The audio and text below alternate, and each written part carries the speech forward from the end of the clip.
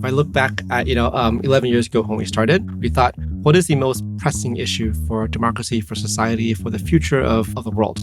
It was really the way that the internet was going. It was going in a direction that was going to hurt society, probably destroy democracy, and eliminate freedoms over the next decade if we didn't have a different way of doing online ecosystem, different business model for the internet.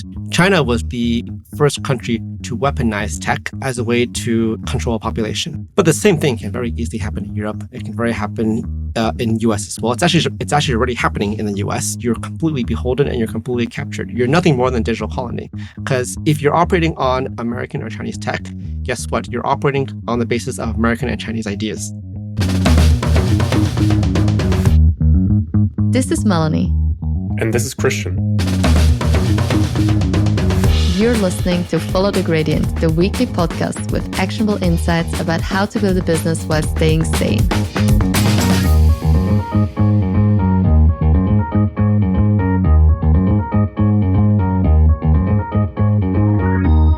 You just heard Andy Yan. Andy is a particle physicist turned founder and CEO of Proton, the tech scale-up behind Proton Mail and Proton VPN. The company is based in Geneva, employs over 600 people globally, and serves more than 100 million users who want a private alternative to the big tech ecosystems. We recorded this conversation last week at OpenE in Zurich. What I love about Andy is that he does not just talk about privacy as a feature, he connects it to something much bigger. Growing up Taiwanese next to China, seeing how fast freedom can disappear, and then deciding to spend the next decades building infrastructure that actually defends democracy instead of eroding it. In this episode, we talk about why he left CERN to work on one of the hardest problems on the internet, why Proton was crowdfunded by 10,000 users and is now controlled by a Swiss non-profit foundation, why he believes Europe became a digital colony and how we can still turn that around, and what a competitive European work culture needs to look like if we want to stand a chance against the US and China. If you want all the extra questions we did not have time for and more context on Andy and the European scale-up space, you can subscribe to our newsletter at followthegradient.io. But now, enjoy my conversation with Andy Yan. Andy, you started your career inside one of the most complex scientific systems on Earth at CERN in Geneva, and later helped build a company from a cafeteria prototype into a 500-plus person European scale-up. When you look at Proton today, what's the through line between those worlds, the scientific mindset and the long-termism and the mission that still anchors you? Well, I think people that go into science usually do it because you want to work on a hard problem. And preferably, it's a hard problem that has impact. An impact as in something that makes the world better. You don't do it for the money.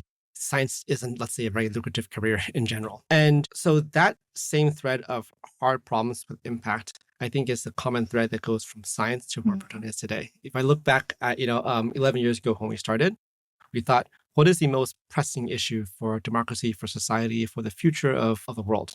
And it was really the way that the internet was going. And it was going in a direction that was going to hurt society, probably destroy democracy, eliminate freedoms over the next decade if we didn't have a different way of doing online ecosystem, different business model for the internet. And that's an extremely hard problem to solve. So as a scientist, you're attracted to hard problems, but the fact that it has a very important social value, that's also important as well. And I think that is something that, made it interesting for us. And you've said publicly that leaving particle physics for entrepreneurship required a full identity shift. In our prep talk, you also described how the first 10 years of a person's career really set the trajectory for the next 30, and why especially young founders must push early if they want an optionality later. Can you walk us through your own internal transition, like what you had to maybe also unlearn and how you build a mindset that could survive the pressure of a mission-driven scale-up? The thing about science, and I tell this kind of as a joke, but it's true, the nature of the universe is not really going to change. So Absolutely. Whether you find it in this century or the next century, physics and mathematical truth are kind of a constant. And from that perspective, you didn't really have the same sense of urgency. It's not like the physical world was going to change if you were a little bit slow in discovering it. You will make the discovery just later. Of course, there's competition between different scientific groups to be the first to find a discovery. That same pressure, that same pace was not really there in the scientific community. There was always, as we joked at CERN, the next conference you could go to announce your result. And business or in startup world is different. And in the early stage, actually, you're burning money. Exactly. So you have a finite runway, at which point you are dead. And this was really kind of a mindset shift that required us to really start to adopt a sense of urgency. And that was maybe the biggest shock. But other than that, I find that people that come from science and technology, it's a pretty smooth transition because it's about solving problems. And the problem-solving skills that you pick up as a physicist or as a mathematician or as a chemist, this translates very well to the business world. So for people in science who think, oh, I can't go into business or I can't go to technology because it's so different, actually it's not. Just pick up the pace and you'll be fine. And how do you actually do that? Because I feel that it sounds so logical to say, yeah, you have to have more speed and it's finite and so. But how did you, like, what helped? Did you just have the pressure and you had to react? Or, because you could also freeze and say, this is not for me. I go back to academia. My personality was always someone that liked to get things done fast. Okay. So that was kind of natural. And I think many founders sort of have what I call a maniac sense of urgency. Yeah. You just want to do it, not because maybe even you have to, but because it's innate in you. And that drive that's kind of sitting within you and many of the founders that I meet, I think that's an innate ability that sets founders apart. And it's something that you need to have, right? And if you have that, you can actually make it contagious for the rest of the team as well. If you bring in the excitement and the energy and the speed. So much. Because moving quickly, yes, it's hard. Yes, it's painful sometimes, but it can also be incredibly exciting. And once you have a sense of the speed, the thrill of the speed, then actually you just want to keep going quicker. Absolutely. And you don't want to actually slow down. When we also stay a little bit at the beginning, and especially looking at your roots, being Taiwanese and also later studying in the US and working in Switzerland, you've seen 3 different models of power, freedom, and also state control. And you told me this in our prep meeting, that this really also shaped your worldview early on. And you said, I mean, back then at this time, there were things going in a direction that you didn't like.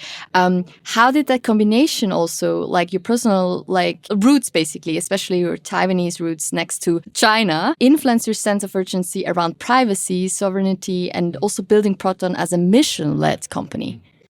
Well, that's a lot to unpack there. Actually, I'm going to take off the jacket. Yeah, do that. I just got off stage, and this is a podcast, so we can be more startup. Absolutely, please. Yes. Okay, so maybe to unpack that a little bit, of course, the interest in building a privacy company, something that is standing for freedom, privacy, and also democracy, does come from Taiwan. You see very quickly what happens in a society if you give up your privacy. If there's no privacy, there's no freedom of speech. If there's no freedom of speech, there's no democracy, and everything goes. And China was really the first country to weaponize tech as a way to control a population. But the same thing can very easily happen in Europe. It can very happen in US as well. It's actually already happening in the US. And so that's why that was a very relevant problem, that it was something close to my heart. And I think that is an issue. If we don't do something about it now, actually it becomes too late. So the window of opportunity to take us off the current path and build a different path for how the internet of the future could be is really the next 5-10 years. And we want to build, in my view, an internet where actually your data, your identity belongs to you.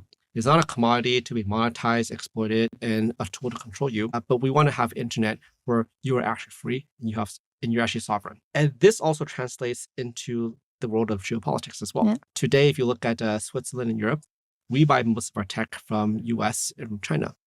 That gives the US incredible leverage over us. They're susceptible to blackmail because everything that we use to run our business or economies comes from the US. There is really nothing you can say to Trump in that situation because you're completely beholden and you're completely captured. You're nothing more than a digital colony. And the reality is there is no such thing as actual sovereignty without tech sovereignty. That's the reality of the 21st century. So I do think it's also very important, if we want to defend European ideals, if you want to defend democracy, that we have our own tech sector, our own tech stack that we can operate independently.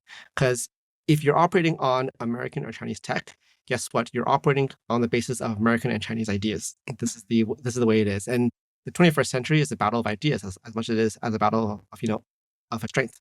And that comes from tech. So I think this is sort of the perspective. The other thing that I think interesting from my background is I've sort of seen all three systems. I kind of see how China does things.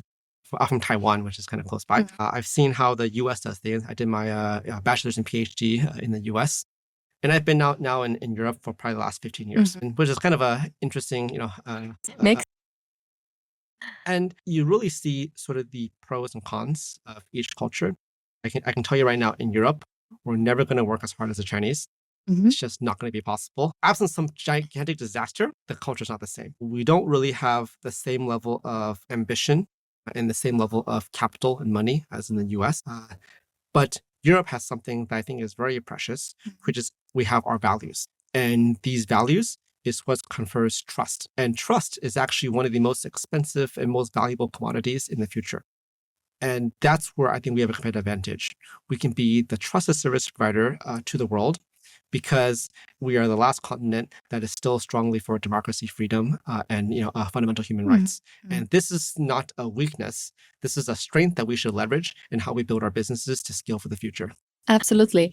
And on this notion of trust, I mean, you also didn't go the typical way of how you set up your company. You also didn't go the typical way of how it is founded. Proton was not founded by VCs, but by 10,000 people who donated to make it actually real. And you said at one point, this created also a permanent obligation to the community, rather than to investors, which I think has a huge impact on how you also shape like the culture at Proton, the independence, and the way you make long-term trade-offs. So can you elaborate on that, what this trust also means inside your company? Yes. So part of this is historical accident. But then every company is sort of the product of its era. And we were founded in 2014. Today, I almost feel a bit jealous because I think European founders today have it so easy compared to 10 years ago. 10 years ago, the concept of VCs in Europe didn't exist. The American VCs were not even here as well. So when we were getting started, it wasn't really even a possibility to go out and raise funding. You just wouldn't get it. And if you talk to VCs, they would look at our business model and say, you're stupid, you're going to fail. Because what we were trying to do, we were trying to get people to pay us money for a service that the greatest tech companies in the world, big tech, was giving away for free. Yeah. That was unheard of. Shitty business Yes. plan. In fact, there was no business plan at all because we were not business people, we were scientists. And so you can't raise VC money. What do? Well, we had users who were on the platform who really believed in what we were doing and they were supporting the mission.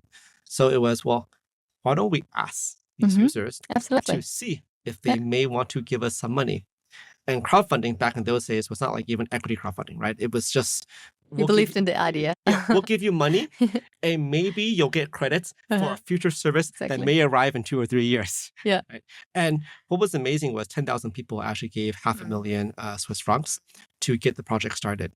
And this is why, in some sense, we owe the success of the company to the users who backed us at the very beginning. And this is something that I never forget, that we never forget in the business. We owe it to this community. They're the ones, the reason that we're here, and they are who we serve. And they are our main stakeholder. We don't have VC investors who have a financial interest to decide what we do. We're here to serve the community.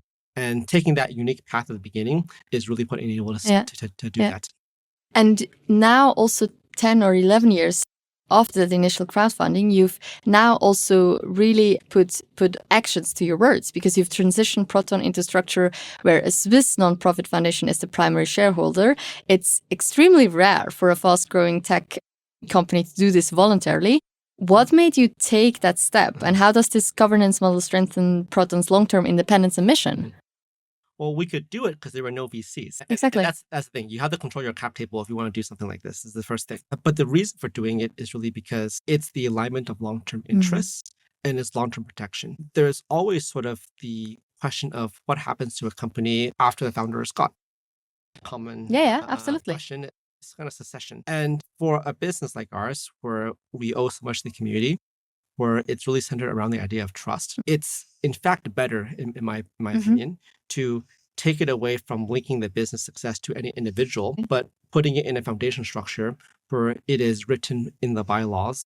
This is what the company stands for. This is what the values are. And this is what we are legally obligated to uphold. And if the foundation is a bigger shareholder, it can actually enforce that because it has the voting rights in order to impose that on the business going forward. Now, what is interesting though, I think, is our hybrid structure. It's not just that the company went away and there's only a nonprofit, right? It's a nonprofit owning the biggest fraction of a business. And the strength of this is that it's actually self-reinforcing. And I'll kind of give you the example. First of all, the business is still profit-seeking. It still wants to grow. It can actually still issue stock options to employees. There is even growth potential there. And there is financial success actually for people who join the company. And I think that's very important because you need to motivate the best talent in the world to do the best possible things for you. And if you don't have financial motivation, there's only so many missionaries you can find out there in the world. Absolutely. I think we have a lot of missionaries still in the business, but it's very important, I think, to also have a financial upside incentive. Incentive Absolutely. for employees. Yeah. So we're able to do that because it's still a profit-seeking company, and it's important to have profits because profitability is the same thing as being sustainable. And sustainability 100%. is very important to defend the mission on the long term. So it's a profit-seeking business, but the foundation having the biggest part of the capital means that it is able to steer it in the correct direction. If the business does something that it goes against the fundamental values of Proton, the foundation can and will intervene. Now, if you go to the foundation side, the foundation has as its only asset a big shareholding in a profitable business. And this is also very powerful from a foundation perspective because it means the foundation is independent. The foundation didn't have its own revenue stream and needed to go ask for handouts. Well, guess what? The funders of the foundation are the ones who effectively control it. And we've seen many great foundations over the years simply lose their purpose because they were captured by the funders. Exactly. So the foundation having control of a business that is profitable also strengthens the foundation and its independence. And that's why the two kind of self-reinforce each other. And I think that's a very protective structure that gives long-term stability and the assurance to our customers and users that Proton's values are not going to change. I kind of make the joke. I am free to die now, actually. Exactly. That's so powerful. I want to dive a little bit deeper on something that you said before, because you said like back then, like the investors laughed at you because you like there was Google and Meta and like everyone else. Now you grew Proton in a market where your biggest competitors, the names I just dropped, like Google, Apple, Meta, built the operating system, set the App Store rules, and control the distribution. How do you practically build and grow when the platforms you depend on also extract 30% of your mobile revenue and shape user defaults? Yeah, it's very difficult. And this is where, because these tech companies came first and managed to monopolize the markets, there's not a whole lot you can do by coming in second. I do think that at scale, all successful companies need to create their own platforms. And early on, there was sort of the idea of, well, if you want a secure email, because email was our first product, you can do it in two ways. You could actually have a browser extension or a plugin for Gmail, or you could build your own email system, which is a lot harder, of course. Absolutely. But we took the harder path because we realized that at the end of the day, unless you control the platform, you have no business. No. If you don't have a platform, what you're actually doing is you're just a feature on someone else's platform and depend on them. Yeah. And actually, a feature is not a business. A feature is something that will be copied, and then you'll be integrated. Integrated, right? Yeah. And so we believe very strongly in platforms and also in ecosystems. But if you go beyond that, there are certain platforms today, like mobile, for instance, where, practically speaking, even if you had tens of billions of euros, you won't be able to break in. And this is why it's really important in monopoly situations that you have regulation. I'm never going to be the first person to say regulation to fix all of our problems, but there are certain problems where regulation is the only path. And I do think, some of the antitrust rules that are put in place by the European Commission, but also in the US as well, this is something that will begin to shift the ecosystem. But also, as alternative companies like Proton scale and grow, we will eventually also be able to build our own platforms. But until that stage happens, you do need some regulation. And this is probably inevitable, and this is coming. And I'm glad to see that European Commission and the US is starting to move in this direction. And as Proton, you have survived censorship battles, regulatory headwinds, App Store fights, and also geopolitical shocks.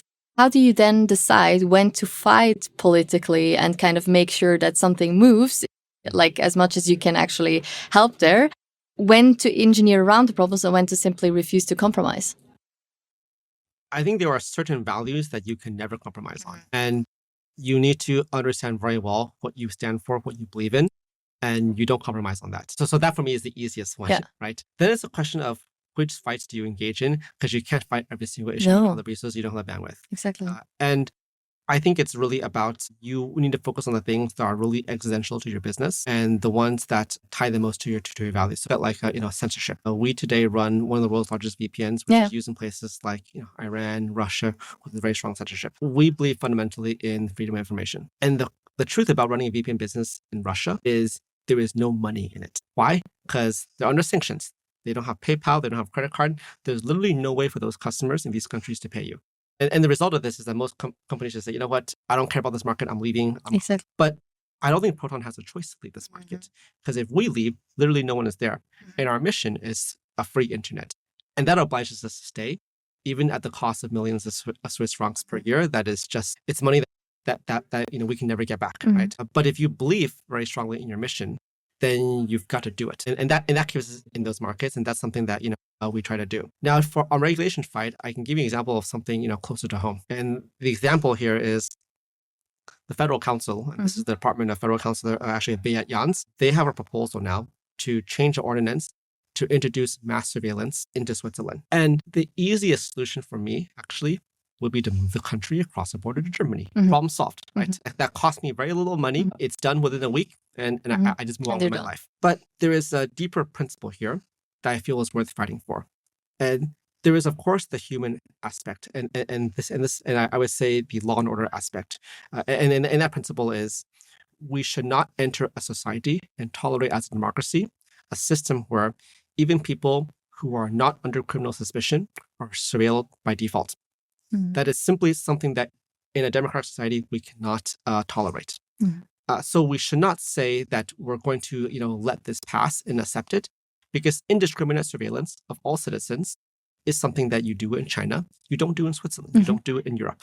So that's I think maybe the principle from a fundamental rights aspect. But there is also a deeper economic issue, because if Switzerland were to impose a set of rules for tech companies that is not done in the EU, and by the way, this is so absurd, it's not even done in the US, this puts us at a huge economic disadvantage, and it's going to destroy the tech economy in Switzerland over the next 10 years. So that's also, I think, a huge problem as well. But it goes deeper than that.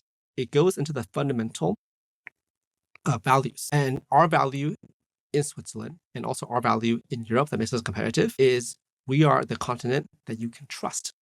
We are a continent that values security, privacy, human rights as the foundation of trust. And this ordinance change is eroding and destroying that foundation, which is our core economic competitive lever for the next century. So for Proton, my issue is solved instantly by moving. That's the fastest solution. But if we don't fight this, actually we are creating the conditions to destroy the economic future, not just of Switzerland, but actually of Europe. And that is a fight that is worth staying in and battling. And this is why we stay in to fight it, and we'll fight it to the end. And I hope we will win. I think we will win. But there's an example of something where there are certain things where you just can't compromise, and this is one of them. And how does that look like? Because I imagine that it cannot just be Proton who fights it. So how, if somebody is listening now and thinks, hey, I really want to support this cause, like how do they get involved? Or what are your options? Thankfully, it's not just us, because there's an entire digital trust industry in Switzerland with hundreds of companies employing tens of thousands of people. And in fact, at the consultation phase, all the political parties, all the economic associations, everybody opposed it, right? So thankfully, we're not alone. But these fights are expensive. They're time consuming. You need to have destructive. You need to have people on the ground in Bern to meet with politicians and do that. And if you're a startup founder or a smaller business, you don't have the bandwidth, the time, the energy to be involved in this. And this is why we sort of picked up the mantle and took the lead on this, because not because we want to. In fact, it's the last thing I wanted to do this year. But because we realized if we didn't do it, no one else could. But now that we're starting it, I think, for anybody that hears the message, and I think a lot of people have heard the message, let the politicians know. Let people in Bern know, right? Voice your objection to what is being done here. And I think there's a question of why does this happen? This happens because you have people in politics and people who work in the administration in Bern who are in reality quite insulated. They're very isolated. They don't see the rest of the world. They don't see the real world. And they often don't fully understand what is it that they're doing. And I don't think these people were malicious. No. I think they simply could not understand the implications of the text that they wrote, but they also, at the same time, didn't have the foresight, or maybe it was an issue of ego, to go out and consult other opinions. We were not even asked. Nobody in the industry was asked before this thing appeared. And I think this is incredible. How can you put out something that will regulate and change an industry without talking to a single person in the industry? And this is a failure of our rulemaking process in Switzerland. Yeah, because I just want to say, this is really also up to us and the people that are in the founder community and others to actually talk to the politicians, but also you actually need to know that this is going on and be asked. So that there's certainly some education to be made. And the surprising thing is I talked to dozens of companies that were impacted. And when this thing dropped in January, nobody had seen it. Wow. No one had been consulted. It just came out of nowhere. And that, I think, is I think whoever did that made a major mistake. Yeah. And that's the thing that we need to avoid. I think the startup ecosystem, we have an obligation as well. Absolutely. To also become more visible, to become more present, to let people know that we're here. So we also get talked to as well. So it's a bit on both sides, I would say. Absolutely. But we need to bridge that gap because it's currently a gigantic chasm between the startup ecosystem and the political space, especially here in Switzerland. But I think also more broadly in Europe as well. Yeah. And speaking of Europe, you also said very bluntly that Europe missed the tech age and that the bottleneck isn't supply, it's demand. And you mentioned that also in the beginning where you said we're very used to actually make sure we just take the cheapest tech and kind of rely on Chinese and American productivity tools, American AI and so on. In our prep talk, you also argued that European founders often carry this kind of inferiority complex, assuming European tech is automatically worse than the US or Chinese solutions, and that this mindset becomes kind of a self-fulfilling prophecy. How do we practically break that psychological cycle for founders, operators, and really also policymakers? Well, I think it's best to maybe start from the problem and then transition maybe to the solution, right? If you were to ask a Chinese person, not today, but even 20 years, 30 years ago, and you ask them, what country has the best technology in the world? The answer would be China, obviously. You ask an American person, the answer is America. But you ask a European, they would never say Europe. And why is that? Why is there so little patriotism and pride in our own continent? And I think that is sort of, that example really illustrates the problem that we have here. And then that transcends into other sectors. So because we don't have the confidence to bet on our own technologies, we start to look abroad.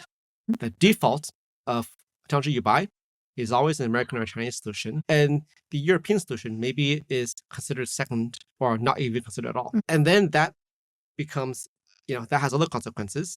If you start buying a foreign technology, you don't invest in your own technology, and then your technology over time actually becomes worse because of lack of investment. So what is the mistake that European policymakers made that China did right and Europe did wrong? We always viewed technology as a cost instead of what it actually is, which is an economic opportunity. If you view technology as a cost, your inclination is to outsource it to the lowest bidder. And the lowest bidder is going to be American or Chinese.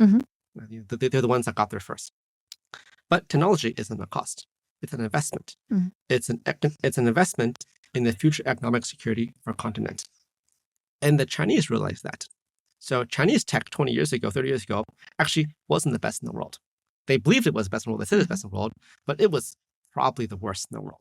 Kind of like the Chinese car 20 years ago was really the worst car in the world. But they persisted anyways. They locked out American tech to create the space to grow their own domestic tech industry. And then in 20 years, that tech actually became the best in the world. If you look at AI models today, some of the best ones actually come out of China. And that was definitely a sacrifice. They definitely paid a very high cost at the beginning to preferentially take their own technology and foster it. But today, it's translated to trillions of economic value that Europe has completely missed. The bulk of the economic growth in the whole world in the past 30 years has come from tech. And we are a continent without a tech industry.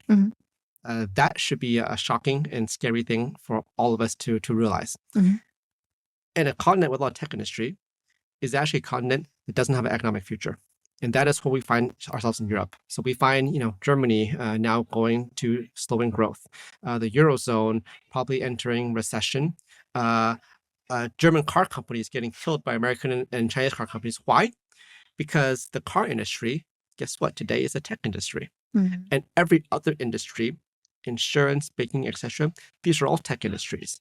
And if you don't have a technical strength, you will not be competitive in any industry. So it's a huge problem. So that's a problem. And that sounds like, dystopic and depressing. So my question would be, what do we do now? Because we cannot just give up. It is depressing. It is dystopic, but we shouldn't sugarcoat how bad it is. It's a complete disaster. The good news is Europe does have tech, actually. Smaller players, but we do have tech companies. We do have companies that can supply these services. Also a lot of hidden champions. Yes. What we lack, actually, is demand. And the way to look at this is, imagine in the US that they would wake up someday and find that 70% of the tech that they procure comes from Europe and China. What would the Americans do? Would they be okay with that? Of course not. No. They would wake up, probably ban foreign tech, invest in their own tech industry, and start building. And that's what Europe needs to do. We need to start building. We need to stop saying we're going to buy cheaper tech from abroad and invest in our own capabilities. And the way that you do this is to take some advantage of something that Europe has that other countries don't have, which is government spending. The biggest buyer of stuff in Europe is actually the government, because we have a pretty large government. By the way, to give you some numbers, the amount of money that Europe is spending buying American tech exceeds 200 billion euros every year. So this is 200 billion that we are sending of our wealth that we send to US and to China to subsidize a foreign economy whose companies come back and exploit us. This is a lunacy, right? So let's go to public procurement. Today, we train our students in schools to use Google and Microsoft tools. So we are indoctrinating the next generation of Europeans already on American tech ecosystems, so they will be captured already for the next generation. This is insanity. This is ridiculous. So I think what needs to happen is on the public procurement side, and this is the other important about public procurement is we cannot really tell a private company how to spend its money. A private company needs to spend its money in its most efficient way. That's capitalism. Yeah. But public money, that's taxpayers' money. We definitely have a say in how that is spent. And I think taxpayer money should no longer be spent subsidizing American and Chinese companies. That money has to be invested in European tech companies to build European tech solutions. But that's the way to fix it. Exactly. But on that note, now the critics would say, yeah, well, I would like to have a European Microsoft or Google, but this just doesn't exist. Or just the transition from actually building that up, it takes too long and we all need to work, blah, blah, blah, blah. What do you say to them? I would say it's not entirely true because, yes, we don't have a Google or Microsoft that has all the pieces in one company. But you might find the entire ecosystem among 5 or 6 or 7 different European companies. And that is also not a bad thing either, because Europe, it's not one country. Yeah. It's 30 different countries. So the fact that you might have a champion of something in one country and a champion of another product in another country, that's actually a good thing. We just need to stop being so lazy in government procurement. Of course, it's easier to go to Amazon, go to Google, Microsoft, and sign one contract, but it's bad for your country, bad for your economy, bad for your continent. So you should go out and do the work, sign maybe 12 contracts or 12 different companies, but all that tech exists. And this is something that I think has to be mandated, because if you don't mandate it, people will take the easy way out. And you know what? Once you start to do this, these companies grow, some companies merge. You probably build your champions this way. So I would say, let's assume that the tech is more expensive and it's worse. And by the way, it's not. The tech is probably better or equivalent, and it's oftentimes cheaper because Americans charge very high margins, right? But let's assume that the tech is worse and it's more expensive. I would say even in that situation, you are still obliged to buy European, because that is for the economic future of your continent. Because it's for the long term. And it's for the long term. We also know that also the US started at one point smaller, and then Google also bought different companies to actually be the Google that we know today. And the Chinese, had definitely worse tech than we had 30 years ago, but they invest in their own capabilities, and in 3 decades, that created trillions of wealth. And now that you're mentioning China, I also want to dive into the last topic, and this is really about kind of the work ethics and the culture. You've spoken openly and also just before about the differences in work ethic across continents. From where you sit, what does a competitive European work culture look like in 2025 or 2026, because we are already at the end of the year? And what must change for us to realistically build companies that can stand against the US and China? If you look at globalization and technology, competition is literally global now. If you, in Switzerland, take it for example, if you look at the legacy industries, health insurance, you're probably going to buy a Swiss health insurance. If you go to open a bank account, you're going to go to a Swiss bank. If you're going to go shopping, you go to Migros or Coop, right? Because those are the shops here. And the Chinese physical store isn't going to come here. The legacy industries had very high protective barriers, but tech is global. A company can be anywhere in the world and sells tech products globally. So our competition is not like Migros and Coop competing against each other, right? The competition is literally the American and the Chinese companies. And if the Americans and Chinese are working twice as hard as we are, moving twice as fast, we are not competitive unless we match that intensity.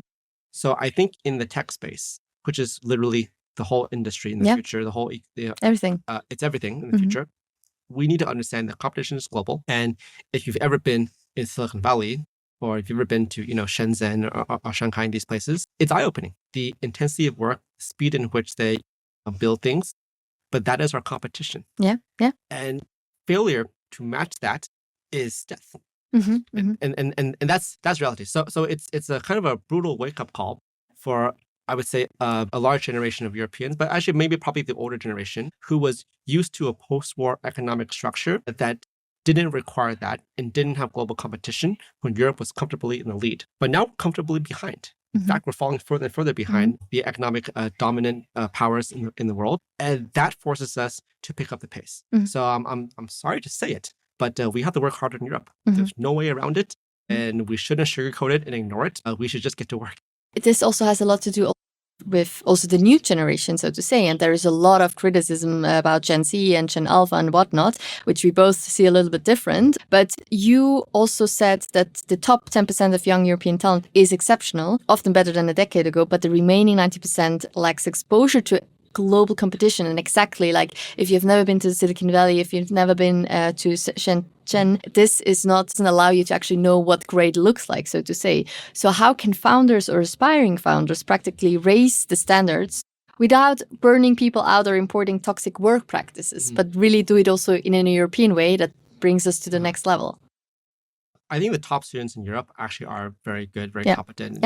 We've hosted a few hackathons, been at a couple of events at ETH Zurich, and I see the top is fantastic. The bigger problem here is we don't today have an economic engine in Europe that can provide good opportunities for all of our students, of our young generation. There just aren't that many good jobs around because we have missed the boat on the biggest economic revolution of this century. And that is a disaster. And it's going to get worse and worse for the young generation. So the way that we motivate them and drive them actually is by providing opportunities so they can actually do this. Now, if you're working really hard on your own and everybody else around you is slacking, you're going to burn out in a few months. Right? It's going to be over. But if you're part of a team where everybody has drive, everybody has vision, and there's a saying, right? Like, if you go alone, you don't go very far. If you want to go far, you go together. Absolutely. This is the key. The key is to don't just have one person working their ass off, but have an entire culture, a community of people who want to push, who want to drive, and who want to excel. And this is what I see actually in the top 10% of students in Europe. They really want to push. We had a hackathon at ETH on a Saturday. Exactly. And people showed up at 9 a.m. on Saturday. And then you know what? These top students, they spent the night at the event. They didn't go home to sleep, to party. They worked through the night, and then they were there Sunday morning as well, right? I saw them putting the sleeping bags away in the morning, right?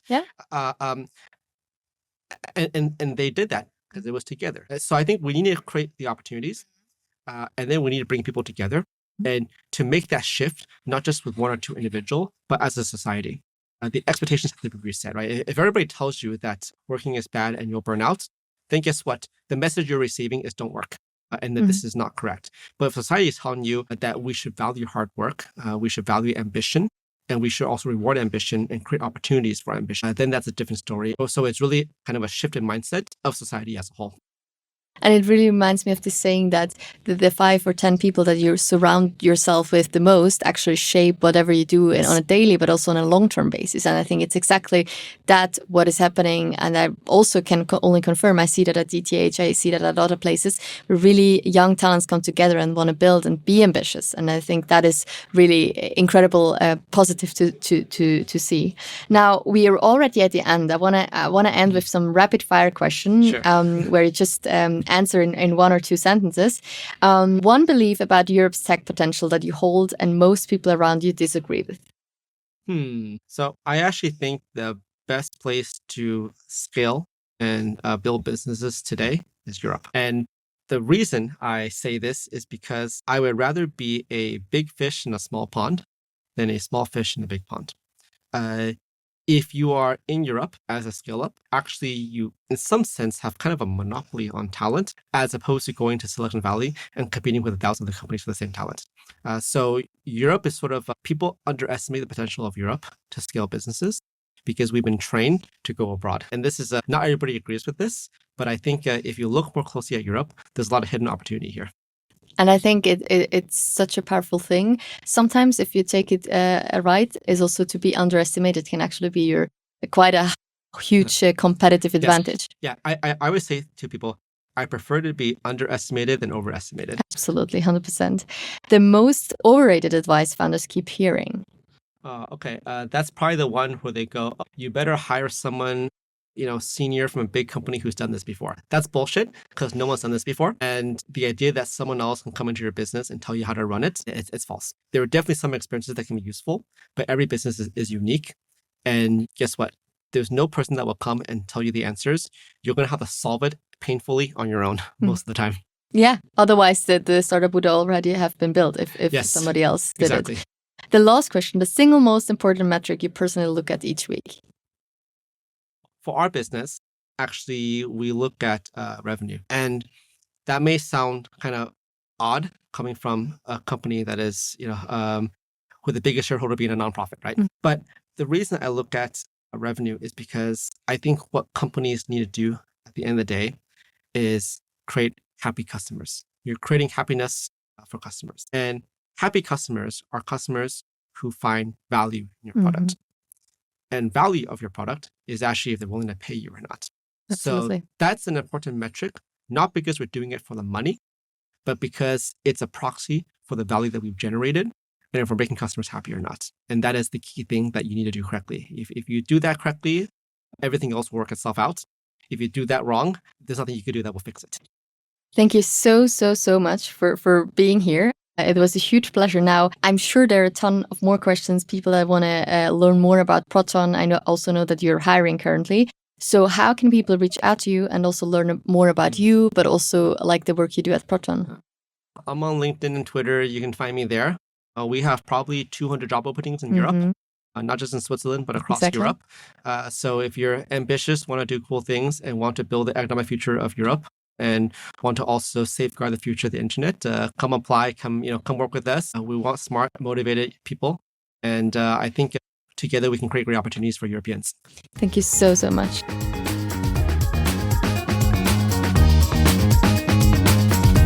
And this was another episode of our Follow the Gradient podcast. And now we would love to hear from you. How did you like it? What should we improve? Do you have any suggestions, ideas, or dream podcast guests? Please let us know. Thank you and see you again next week.